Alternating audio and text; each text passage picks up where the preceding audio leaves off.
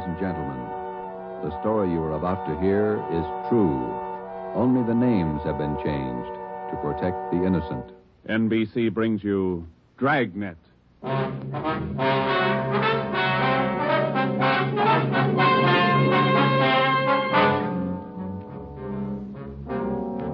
You're a detective sergeant. You've been off duty 2 hours. You receive an emergency call from the chief of detectives. An entire block in the heart of your city is threatened with complete destruction. Your job? Report at once.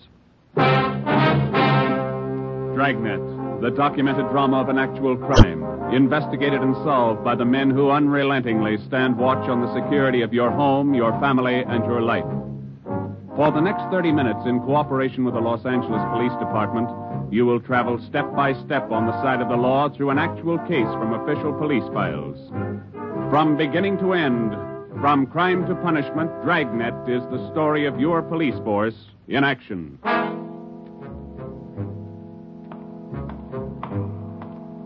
It was Tuesday, November 15th. It was raining in Los Angeles. We were off duty reporting in on an emergency call. My partner's Ben Romero. The boss is Ed Backstrand, chief of detectives. My name's Friday. It was 8:32 a.m. when I walked in the Spring Street entrance of the City Hall. You Sergeant Friday? Yeah, that's right. Take my elevator, Sergeant. It's the only one in service. All right.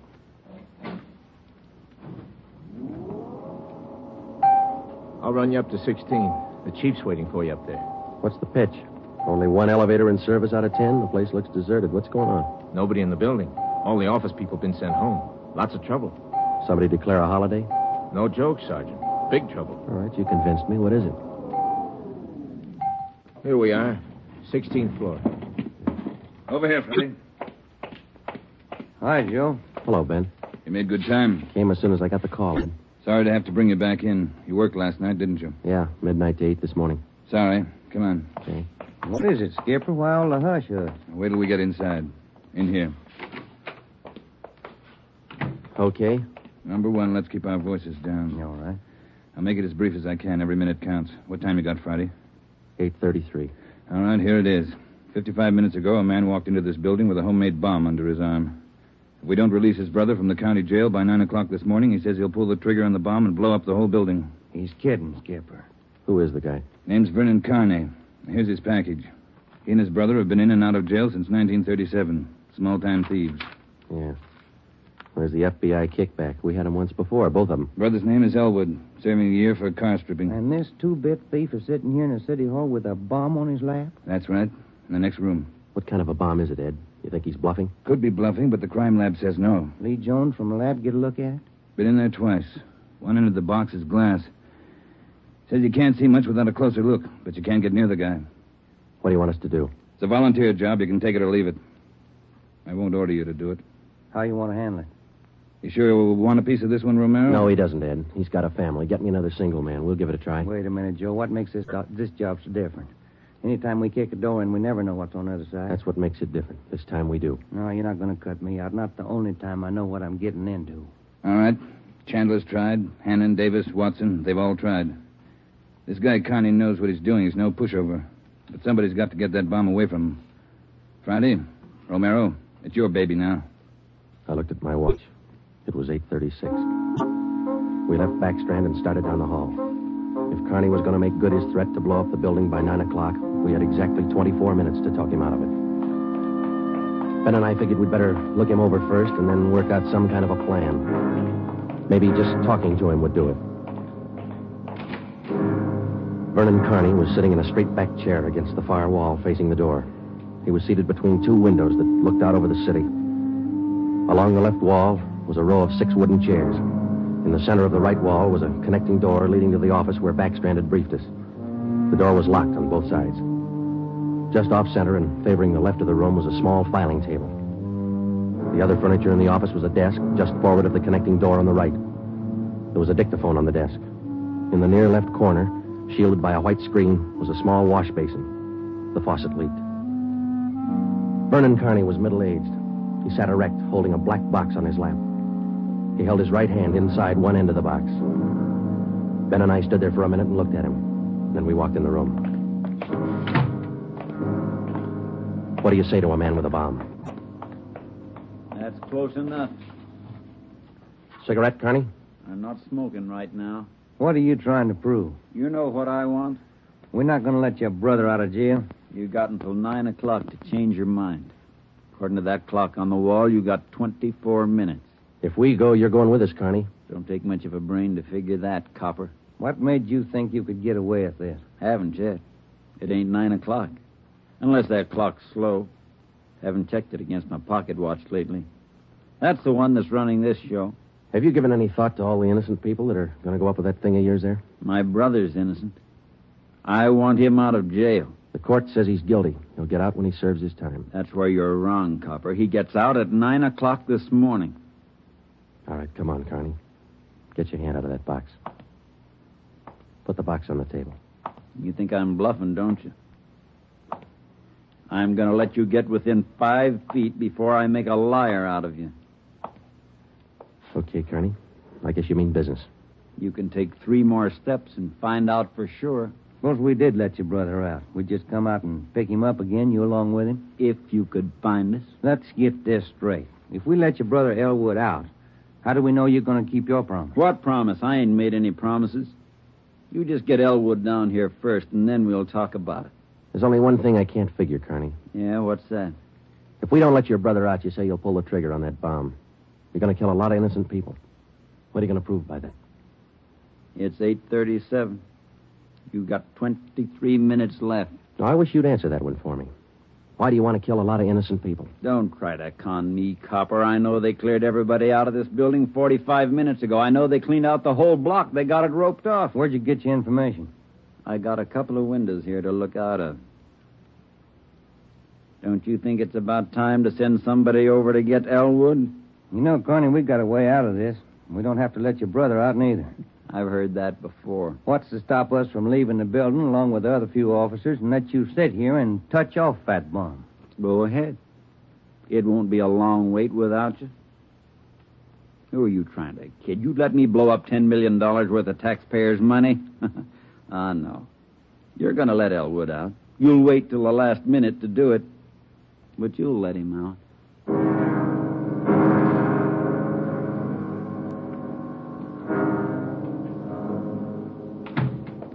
Ed, I'm still not convinced Carney can back up what he says. Then why didn't you take the box away from him? Yeah. We're in a spot, let's face it. How about an eye for an eye, Skipper? What do you mean? If he pulls the trigger on that machine, he kills us. How about us getting him first? All right, Romero. How are you going to handle it? Well, I'm not top man on the pistol range, but I could wing him. And then he hands the box to you? Or maybe he falls and his reflex action pulls the trigger. Okay, I don't wing him. I stop him for keeps. You just can't walk in there and shoot him down. Why not? You do the same thing with an armed criminal. Yeah, but you warn him first. I'll warn him. Yeah, and after you shoot him, you find out it's a harmless gadget. Couldn't have gone off in a million years. No, a gun's not the answer. We can't shoot him until we're positive. We'll be positive by 9 o'clock, and there might not be anybody around to shoot him. We've located Carney's apartment. There's a detail out there checking it now. Pacelli and Morris. Ed, have you got any ideas at all? Anything we could try? That's why I called you in. None of us have gotten any further than you did just now. There's just one thing I want to know for sure. Yeah, Friday. Is it or isn't it? We all want to know. Either way, we've got to get that box away from him. Backstrand. Yeah. You did? Yeah? No, stay out there till I call you. All right, here's half the answer. That was Pacelli. They found 28 sticks of dynamite in Carney's apartment. We knew Carney wasn't kidding now. We could see into the bomb through that glass window in one end. It looked like dynamite inside, and there was dynamite in Carney's room. We didn't know if he had the nerve to pull the trigger. We didn't know if it would go off when he did. But with only minutes remaining, nobody wanted to take the chance. From here on in, all of us agreed that Vernon Carney sat in the next room, holding in his 2 hands a force powerful enough to destroy us all.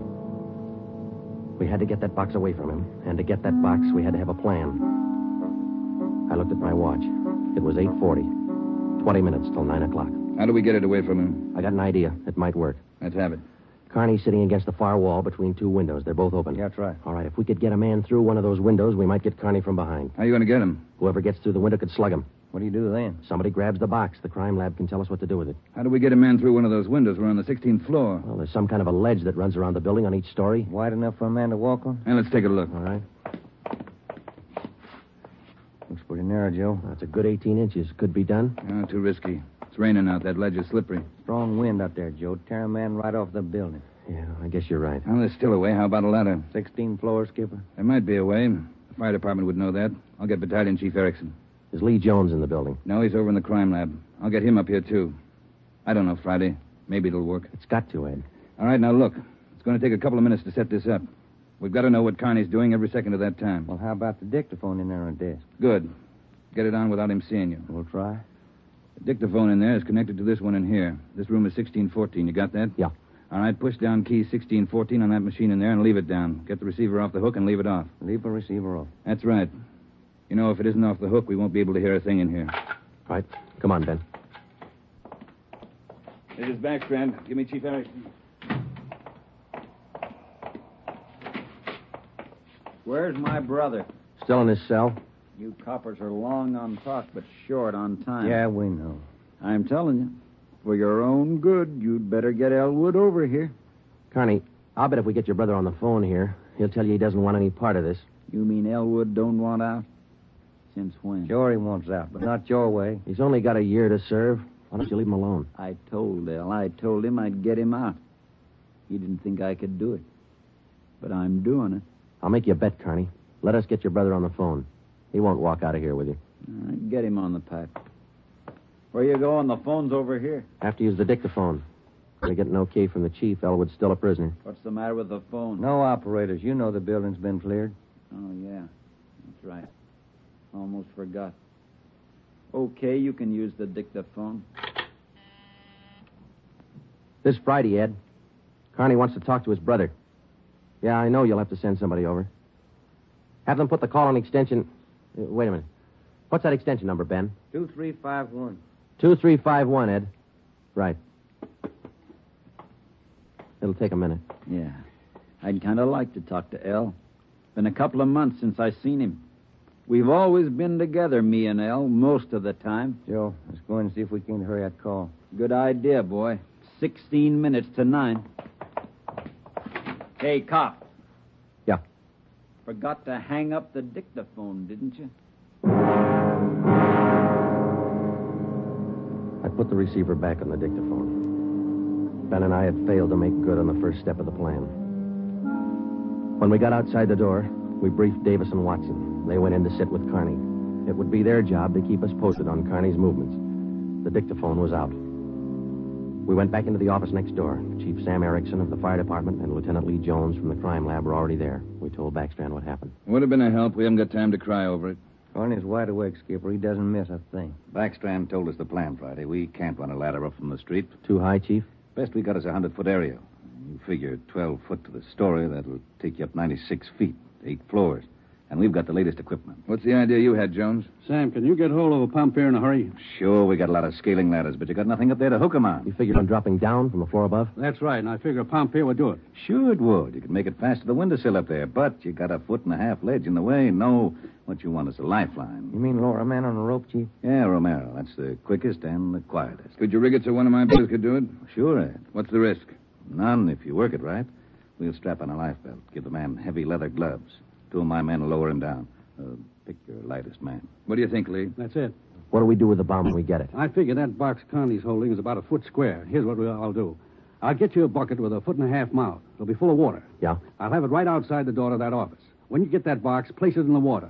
We'll get the bucket out of the building as fast as we can. And once we get the bomb underwater, we're in the clear. And I can't promise you that, but it's the safest way to handle it under the circumstances. All right, that's the procedure. Sam, you take care of your end. Right away. I'll get a detail to give me a hand down on the street. We'll have a car ready to take the bomb to a safe area to decommission it. Work as fast as you can. Come on, Sam. It's our baby, Joe. That's right. Which part of it you want, the rope or the bomb? You call it. Fire Chief Erickson says the lightest man on the rope. That's me, Joe. All right, I'll get the bomb out of the building. Okay, that's the routine. But carry this with you. The man that comes down on that rope has one chance to make good. You slug him and make it count because there's no second try. Yeah.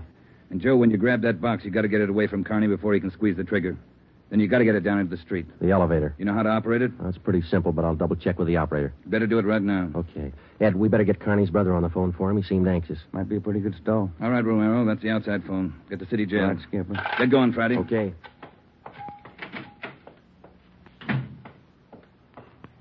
Hey, you. Elevator man. Yeah, Sergeant.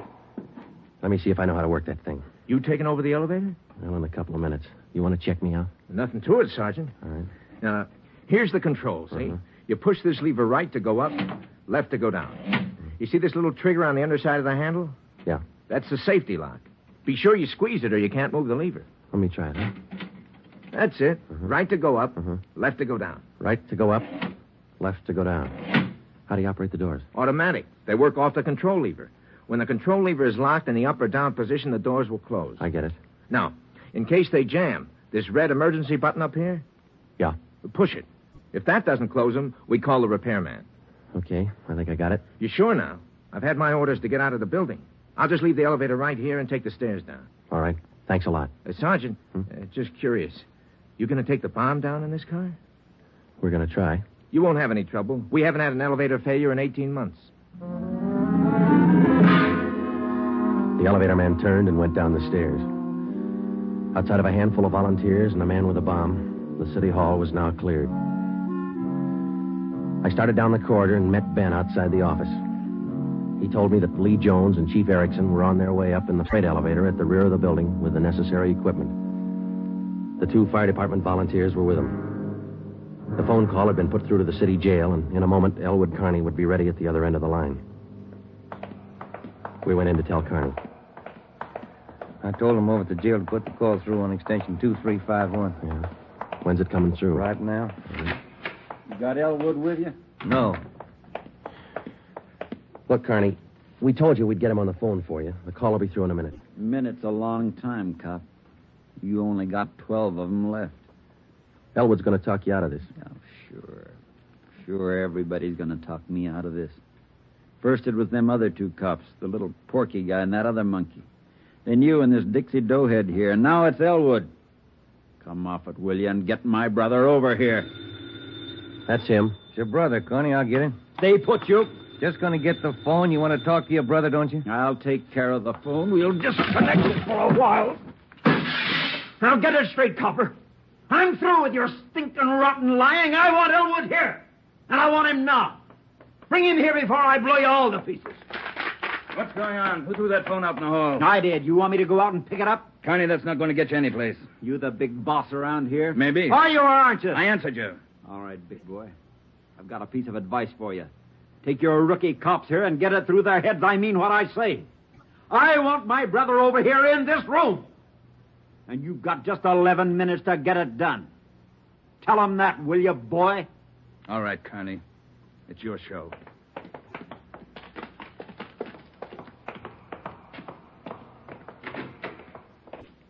All right, we got to work fast now. Jones, everything set for you? Got the bucket with the water right here. Car's waiting down on the street. Right. Erickson, your boys ready? Upstairs, waiting. And we all know what to do. Ed, I got to have somebody to give me a hand with Carney when he falls. I'll be in there with you, Friday. Ready to go upstairs, Chief? Anytime. Oh, one thing you ought to know. What's that? Strong wind coming up. About 20 mile an hour out there right now. That going to louse us up? No, but it's going to increase the sway. Got to allow for it. How you mean? Wind's coming from the south. We'll lower you just to the right of the window. If I figure it correctly, the wind will do the rest. Bigger risk, but we don't control the weather. How you going to do it, Ben? As soon as I get in position, I'll reach in through the window on his right. I'll use the belly. Try to catch him on the right side of his head. One good hit should put him away. Let's make it 2 and be sure, huh? Right. You ready, Chief? Now, let's go. Ben. Yeah? Nothing. I'll be careful. You too, huh? What's the time, Friday?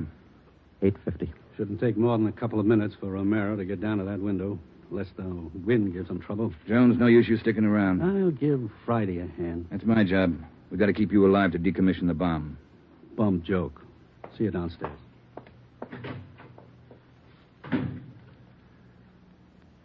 You ready, Ed? Yeah. Scared, Friday? Yeah. That makes us even. Come on. Ed Backstrand and I went into the next room with Vernon Carney. Our job was to keep him occupied until Ben was lowered to the windowsill from the floor above. Ben was going to make a try from the window on Carney's right. Somehow, we had to keep Carney's attention on us and away from that window. If anything went wrong and Carney got out of position, the plan would fail. If Ben was spotted, the plan would fail. If Chief Erickson didn't estimate the force of the wind correctly, the plan would fail. After Ben slugged Carney, my timing had to be perfect. If it wasn't, the plan would fail. I looked at my watch. It was 8 minutes to 9. Carney, anything we can say that'll make you change your mind? I've asked you 100 times. Now I'm ordering you. You're going to get to a phone and have somebody send Elwood over here right now. I'm through waiting. Now move. You ripped out the phone, Carney. Well, find another one. I told you I'm sick of your 2-bit stalling. We've got until 9 o'clock to make up our mind about this. You had until 9. But you wouldn't do what I told you. Now I'm cutting you short. You guys have got exactly 1 minute to get a phone in this room where I can hear you call the jail and have them send Elwood over here. You said 9, Carney. All right, Joe. We'll give him what he wants. Davis, unlock the connecting door to this office. I'll get the phone, Ed. Will the cord reach? Yeah. Your brother's a prisoner. He's in our custody and he's under our protection. We can't place his life in jeopardy. Why not leave it up to Al? Here's the phone, Ed. Yeah. Kenworthy, this is Backstrand. We want Elwood Carney over here at City Hall. His brother wants to see him. Explain the situation. If he wants to come, get him over here. Leave it up to him. Room 1614. You'll have to use the freight elevator. And tell him to hurry. Yeah. Tell him to hurry. That's the only smart thing you've done today. Now, why don't you go next door and figure out another angle? We'll wait for Elwood, too. You don't think I'd let you get out now, do you? We're all going to wait right here for my brother. In case he don't show up, you're going to see me pull the plug. Just sit down. Not so close. Right where you are, sit down.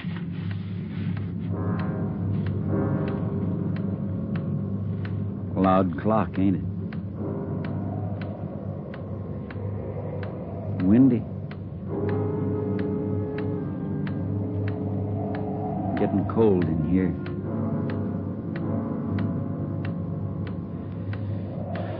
Sure a loud clock. Real windy. Maybe I ought to close the windows. Don't want to catch me a cold. I can turn on the heat. Stay put, cop. Hey, what's that? What's going on? Just the wind, Shut Carney. up! There's somebody out there. I can see his feet. You stupid cops. Pull him up! Get back there, you! Pull him up! Friday, tell him to pull him up. Right. Pull him up!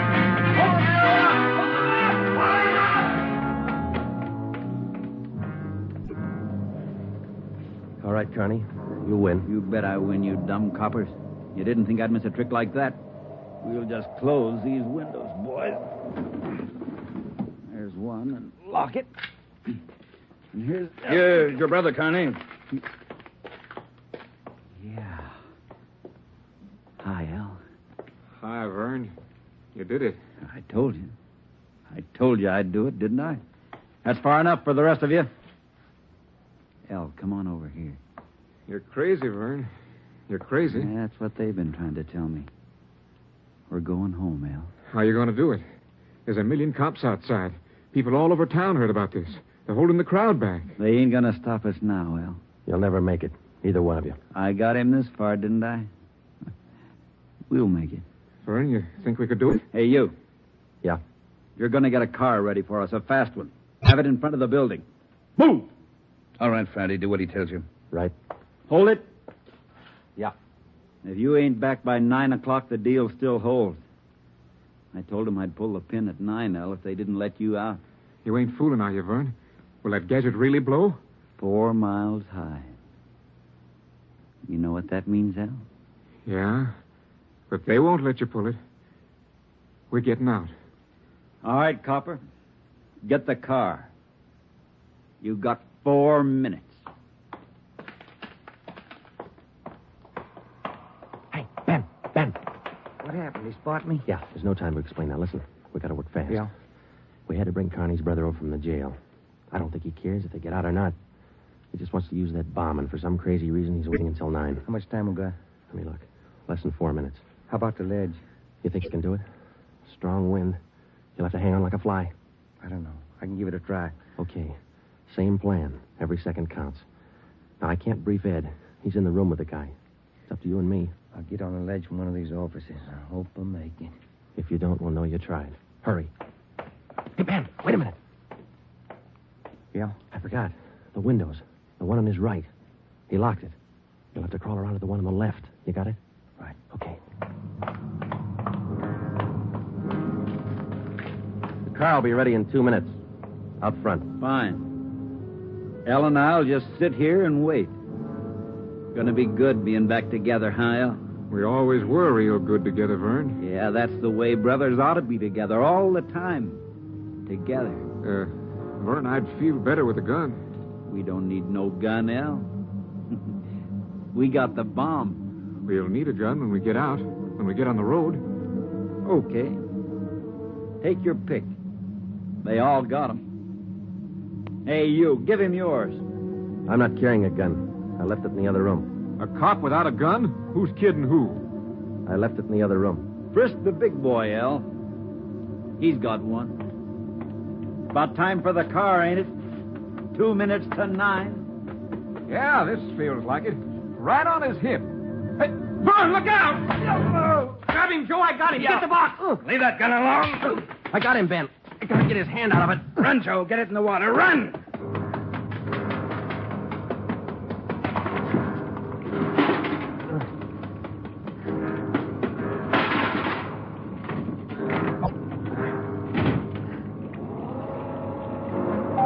In a fast elevator, 16 floors isn't very much, but I've never shared an elevator with a live bomb. It seemed like minutes between floors. I kept watching the bucket. The bomb was completely underwater. A small stream of bubbles was hissing to the surface. I waited.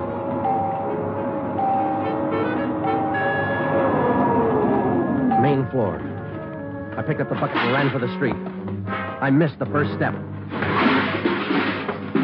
I fell forward. The bucket spun out of my hand. I sprawled flat on the sidewalk. I waited for the explosion.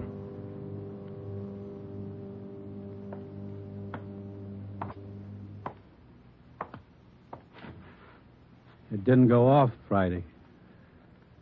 Yeah. I gave it a good chance, Lee. It was all there. Look, at least a dozen sticks of dynamite. Snyder, bring that over here. Here you are, Lieutenant. Thanks. Here's why it didn't go off. Had it rigged for a hard trigger pull. Would have taken a good yank to set this one off. Yeah. Hi, Joe. Hi, Ben. Clumsy.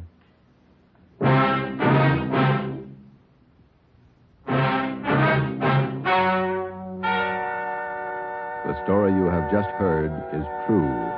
Only the names were changed to protect the innocent. Vernon Carney was examined by 5 different psychiatrists appointed by the Superior Court and was found to be incompetent. He is now confined in the State Mental Institution for the criminally insane. Elwood Carney is now serving the balance of his sentence with no time off for good behavior. You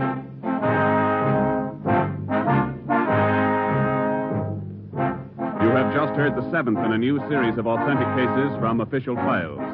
Technical advice for Dragnet is furnished by the Los Angeles Police Department. Tonight's program is dedicated to Town Marshal Lon T. Larson of the Mount Pleasant, Utah Force, who, on the night of October 15th, 1945, gave his life so that yours might be more secure.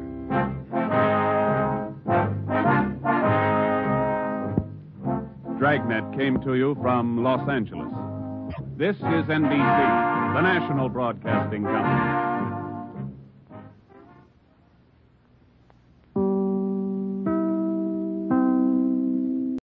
Well, the hush hush. Wait till we get inside. In here. Okay. Number 1, let's keep our voices down. All right. I'll make it as brief as I can. Every minute counts. What time you got, Friday? 8:33. All right, here it is. 55 minutes ago, a man walked into this building with a homemade bomb under his arm. If we don't release his brother from the county jail by 9 o'clock this morning, he says he'll pull the trigger on the bomb and blow up the whole building. He's kidding, Skipper. Who is the guy? Name's Vernon Carney. Here's his package. He and his brother have been in and out of jail since 1937. Small-time thieves. Yeah. Story of your police force in action.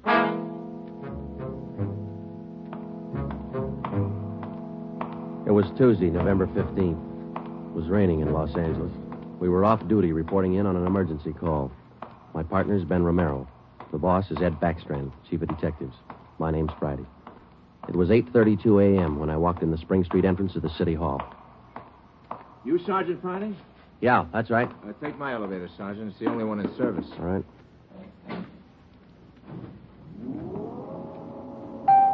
An entire block in the heart of your city is threatened with complete destruction. Your job, report at once. Dragnet, the documented drama of an actual crime, investigated and solved by the men who unrelentingly stand watch on the security of your home, your family, and your life. For the next 30 minutes, in cooperation with the Los Angeles Police Department, you will travel step by step on the side of the law through an actual case from official police files. From beginning to end, from crime to punishment, Dragnet is the... I'll run you up to 16. The chief's waiting for you up there. What's the pitch?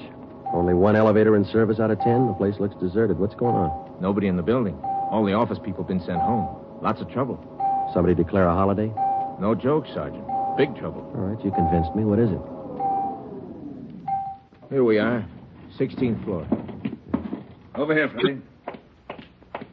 Hi, Joe. Hello, Ben. You made good time. Came as soon as I got the call. Sorry to have to bring you back in. You worked last night, didn't you? Yeah, midnight to 8 this morning. Sorry. Come on. Okay. What is it, Skipper?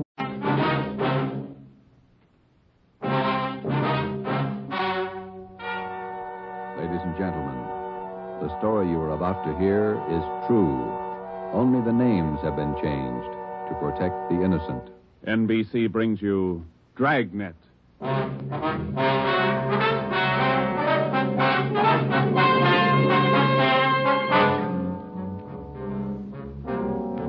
You're a detective sergeant. You've been off duty 2 hours. You receive an emergency call from the chief of detectives.